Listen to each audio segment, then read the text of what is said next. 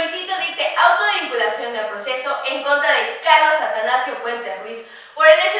delictivo de secuestro agravado, conforme al estándar probatorio exigido para este momento procesal en base a los siguientes datos de prueba. En primer término, se encuentra con el informe ejecutivo de Armando Buitrago, quien refiere que el 22 de mayo del 2012, aproximadamente a la 1:15 de la mañana, en la calle Carrera 9, número 4217 de la localidad de Querétaro, más de 2 personas con arma de fuego detuvieron el vehículo donde viajaba la víctima, quien se encontraba en su segundo mes de embarazo y que por su liberación exigían la suma de 1 millón de pesos. Así, luego de realizar los actos de investigación, se intervino el teléfono de la víctima, logrando determinar el origen de las llamadas, siendo el celular 316-225-0097 y que provenían de la casa ubicada en calle 1, número 715. Asimismo, se obtuvo la transcripción de 2 llamadas en donde se exigía el pago del rescate. Así, luego de implementarse un operativo y contarse con la orden de cateo,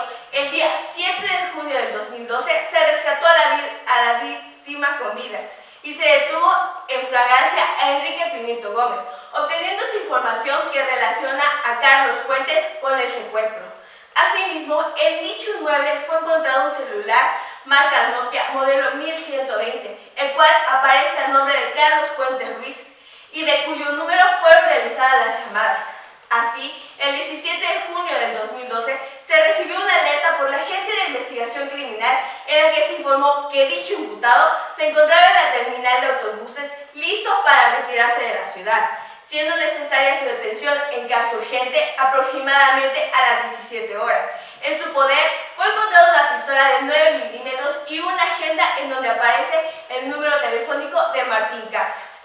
Así, se cuenta con una entrevista de Martín Casas, quien dijo que el 22 de mayo del 2012 salió con la víctima a casa de su cuñada, ubicada en calle 9, número 35-15, retirándose aproximadamente a la 1:10 de la madrugada hacia su domicilio, cuando una camioneta gris se les atravesó y bajaron 2 hombres que los encañonaron y los obligaron a bajar del vehículo. Uno lo mantuvo encañonado y el otro obligaba a la víctima a subirse a la camioneta. Al intentar oponerse, uno de los individuos hizo 2 disparos al aire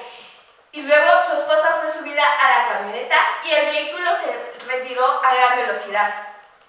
También se encuentra con la entrevista de Patricia Alejandra Venegas Cruz, quien dijo que el 22 de mayo del 2012, al salir del domicilio de su hermana con su esposo, aproximadamente a la 1:10 de la madrugada e ir circulando a su domicilio, una camioneta gris se les atravesó y bajaron 2 hombres que los encañonaron y los obligaron a bajar.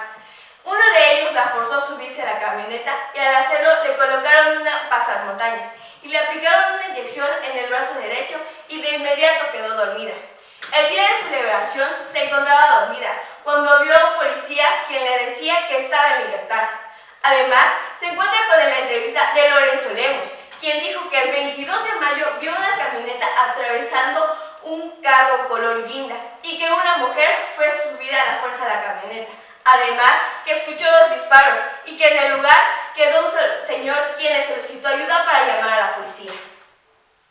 De estos datos de prueba se advierten indicios razonables que permiten suponer la existencia del hecho delictivo de secuestro agravado, previsto por el artículo 9, fracción primera, inciso A, y agravado por el 10, fracción primera, incisos A, B, C y F de la Ley General para prevenir y sancionar los delitos en materia de secuestro, vigente en la época de los hechos ocurridos, en relación al 7º, fracción segunda, 9º párrafo primero y 13º, fracción primera del Código Penal Federal, considerando el estándar probatorio de razonabilidad exigido conforme a la jurisprudencia con registro 2014-800, señalando que cabe llevar a cabo el encuadramiento de la conducta desplegada por el imputado a la norma penal. Finalmente, no existe ninguna extinción a la acción penal o excluyente del delito. Es cuanto, su señoría.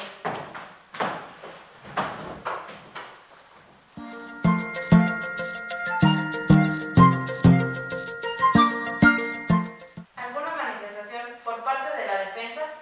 Sí, su señoría. Con fundamento en el artículo 1, 8, 19 y 21 de la Constitución Política de los Estados Unidos Mexicanos, mexicanos en relación con los artículos 316 y 319 del Código Nacional de Procedimientos Penales, esta defensa solicita usted dicte auto de no vinculación a proceso a favor del ciudadano Carlos Atanasio Puente Ruiz, en base a lo siguiente. Los datos de prueba que refirió el Ministerio Público, ninguno de ellos es apto, pertinente, suficiente, idóneo, mucho menos razonable para probar la intervención de mi defendido en el hecho que se le atribuye. En efecto, su señoría, para dictarse el auto de vinculación a proceso, se exige de fondo la existencia de una probabilidad razonable de la existencia del delito, así como la probabilidad en ese hecho y que no se justifique ninguna exclusión o extinción de la acción penal. Lo anterior se justifica en los siguientes razonamientos. Por cuanto al que el informe del agente Armando Buitrago, como primer respondiente, no tiene la calidad para afirmar que mi detenido estuvo presente en el día, lugar y hora en el que ocurrieron los hechos. Por otro lado, el Ministerio Público no mencionó en el informe de investigación realizado por María Alejandra, del cual obtuvo que el agente Armando Buitrago fue sancionado por la Procuraduría General de Justicia el 10 de febrero de 2009,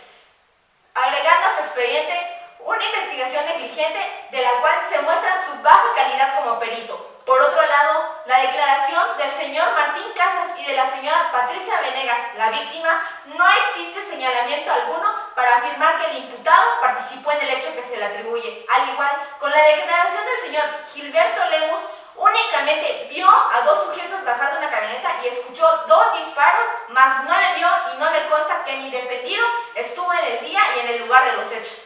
En cuanto a las llamadas del número 316-255-0097, cabe destacar que esta defensa justificó el extravío del teléfono celular de donde se realizaron las llamadas a través del reporte de la telefonía celular Movistar, con lo cual se advierte que el señor Carlos no dio autorización, mucho menos intervino en esas llamadas. ¿Y qué decir de la declaración del señor Enrique Pimiento? Persona que fue detenida en el lugar de los hechos y en quien la ley otorgó un beneficio. Es evidente, su señoría, que el señor Enrique, con tal de obtener un beneficio procesal, iba a afectar a un sujeto inocente. Es evidente, su señoría, que ninguno de los datos de prueba por parte de la Fiscalía son aptos, pertinentes, suficientes, mucho menos razonables como se dijo con antelación, ya que para justificar la probabilidad de que mi defendido cometió o participó en el hecho que se le atribuye como secuestro agravado, por lo tanto, con fundamento en el artículo 316 y 319 del Código Nacional de Procedimientos Penales y considerando que la presunción de inocencia no ha sido superada bajo este estándar probatorio de razonabilidad, ellos, conforme a las tesis jurisprudenciales 20.033.92 y 20.136.95, solicito dicte auto de no vinculación al proceso. Es cuanto.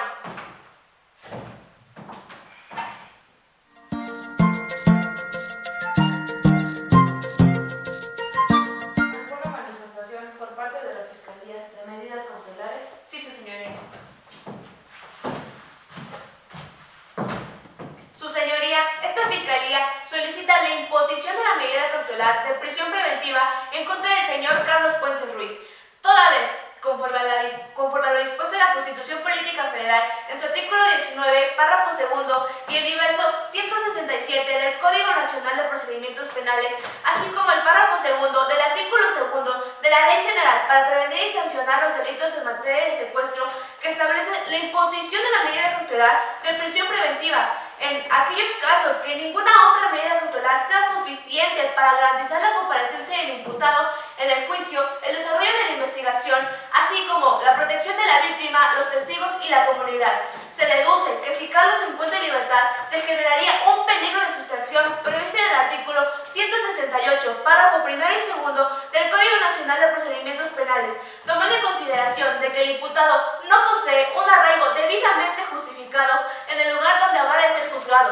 considerando que el imputado es soltero, no tiene hijos y su única familia cercana es su hermana Marcela Puentes, que vive en Chichimequillas. Esto genera la presunción fundada y razonable de que Carlos posee todas las facilidades para abandonar el lugar o permanecer oculto, aunado a que su detención se realizó gracias a un informe de la Agencia de Investigación Criminal. De lo contrario, seguramente Carlos no se encontraría en la ciudad. Además, en caso de ser declarado penalmente responsable del hecho que la ley señala como delito de secuestro agravado, por el cual ha sido vinculado a proceso, Carlos podría sustraerse interés de la acción de la justicia, debido a que la pena imponérsele podría alcanzar los 85 años de prisión, siendo esta la pena máxima para esta conducta. De la misma manera, en caso de que el imputado se encontrara en libertad, podría destruir, modificar u ocultar elementos de prueba que lo puedan incriminar. Incluso podría influir en que el testigo Enrique Pimiento declare falsamente a su favor, obteniendo una resolución jurídica injusta, logrando generar un peligro de obstaculización al desarrollo de la investigación. Por otro lado, si el señor Carlos se encuentra en libertad, podría generar un riesgo para la víctima, el ofendido y los testigos, recordando que el imputado conoce los domicilios de la víctima y el ofendido. Cabe mencionar que el hecho se realizó empleando armas de fuego y con violencia, lo cual genera un riesgo fundado de que se cometa contra dichas personas un acto que afecte su integridad personal o ponga en riesgo su vida. Cabe hacer mención que la medida cautelar de prisión preventiva resulta ser la única y es la única proporcional al hecho cometido, pues es racionalmente adecuada para evitar una posible revictimización al sujeto pasivo. También resulta ser legal, puesto que se sustenta en el artículo 19, párrafo segundo de la Constitución Federal y el artículo 155, fracción 14ª del Código Nacional de Procedimientos Penales. En cuanto a su duración, se solicita máximo 2 años, contados a partir de esta fecha, atendiendo a la naturaleza de la misma, satisfaciéndose así el principio de temporalidad. Finalmente, la prisión preventiva es la única de todas las medidas cautelares previstas en la ley que puede asegurar que el imputado permanecerá sometido en juicio y se evitará con ello alguna de las hipótesis del peligro de sustracción de la acción de la justicia o peligro de obstaculización en el desarrollo de la investigación, satisfaciendo los principios de excepcionalidad e instrumentalidad. Es cuanto.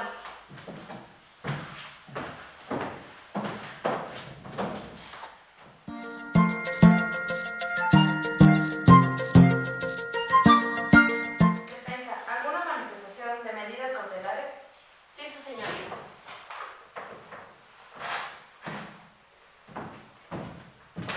Esta defensa se opone a la imposición de la prisión preventiva solicitada en contra del señor Carlos Puentes, pues, de acuerdo a los artículos 1 y 133 de la Constitución Federal, y así en los tratados internacionales que México ha celebrado en materia de derechos humanos,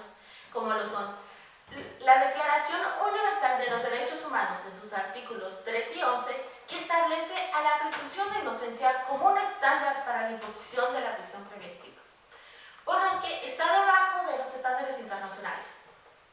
Con base en lo anterior, se solicita un control de convencionalidad de la prisión preventiva, con el fin de tener la mayor protección al derecho fundamental de la libertad personal, conforme a sus artículos 7.1, 7.2 y 7.3 del Pacto de San José, y también el Pacto Internacional de Derechos Civiles y Políticos en sus artículos 9.3, que determina que la prisión preventiva no debe ser de regla general, sino una excepción. También, en base a la sentencia emitida por la Corte Interamericana de los Derechos Humanos en el caso Familia Barrios contra Venezuela de la fecha 24 de noviembre de 2011, que da pauta a la inaplicación de los artículos 19, párrafo segundo constitucional 167 del Código Nacional y párrafo segundo del artículo segundo de la Ley General para prevenir y sancionar delitos en materia de secuestro. En este caso, no ha quedado claro cómo la libertad del imputado representa una acción de sustracción de la acción de la justicia, pues no existe ningún elemento objetivo y razonable que señale que el imputado no posee un arraigo en esta ciudad, ya que por el hecho de ser soltero y sin hijo no debe considerarse como una falta de arraigo. Además, no posee las facilidades para abandonar el lugar, pues al ser un mecánico asalariado no cuenta con ingresos suficientes para desplazarse de un lugar a otro en el país. En cuanto a la pena máxima que se pudiera llegar a imponer en sentencia, debe subrayarse que en ello es contraria a la presunción de inocencia, aunado que el último párrafo del artículo 155 del Código Nacional establece que no puede ser usado como medio para obtener reconocimiento de culpabilidad o como sanción penal anticipada. En cuanto al peligro de obstaculización del desarrollo de la investigación, no existe un dato de prueba que sustente que estando en libertad destruya, modifique u oculte elementos de prueba que lo puedan incriminar. Mucho menos que influya en el testigo Enrique Pimiento Gómez para que declare falsamente. Respecto al riesgo para la víctima, el ofendido y los testigos, el Ministerio Público carece de datos de prueba razonables que justifiquen que Carlos Atanasio conozca los domicilios de la víctima, el ofendido y que con ello pueda agredirlos o causarles daño. Luego entonces, la prisión preventiva no es proporcional, sobre todo porque no se cuenta con el informe de la Unidad de Supervisión de Medidas Cautelares que señale el grado de peligrosidad del señor Carlos.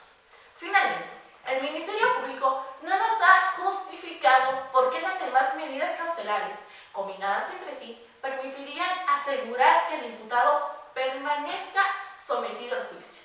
y mucho menos que sea un peligro de sustracción de la acción de la justicia o de obstaculización en el desarrollo de la investigación. Es cuarto.